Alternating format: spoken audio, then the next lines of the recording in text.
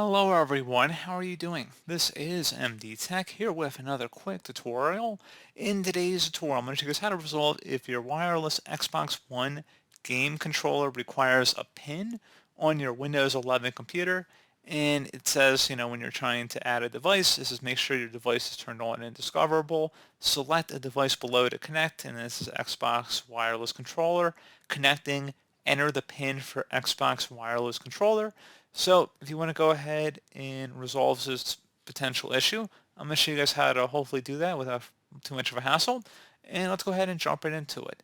So first thing I recommend doing would be actually to reset the Xbox controller. So at the top of the Xbox controller, there should be a little Xbox icon, a little button above the movement keys.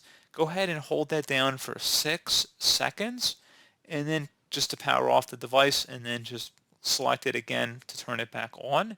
And then hopefully that should have been able to resolve the problem. Something else I'd recommend doing as well would be to open up the search menu and type in Device Manager. Best match, should come back with Device Manager. Go ahead and open that up. And you want to select the Bluetooth section, so double click on it. And you want to right click on your Bluetooth devices listed in here, and you want to select where it says Update Drivers. And select where it says Browse my computer for drivers. And select my pick from a list of available drivers on my computer. Select the one that it recommends, and then just select Next.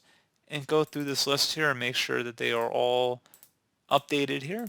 So pretty self-explanatory process, I would say.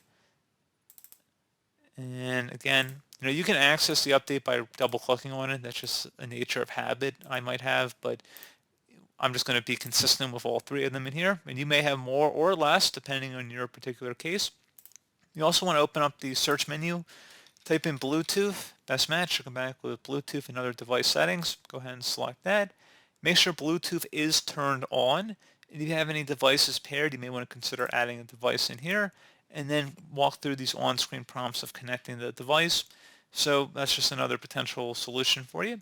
You may also want to consider updating or downloading the Xbox accessories application. So close out of here. And you may also want to consider checking for Windows updates as well. If there's any new updates available for your computer, go ahead and download and install them. And then hopefully that should have been able to resolve the problem. So as always, thank you guys for watching this brief tutorial. I do hope I was able to help you out, and I do look forward to catching you all in the next tutorial. Goodbye.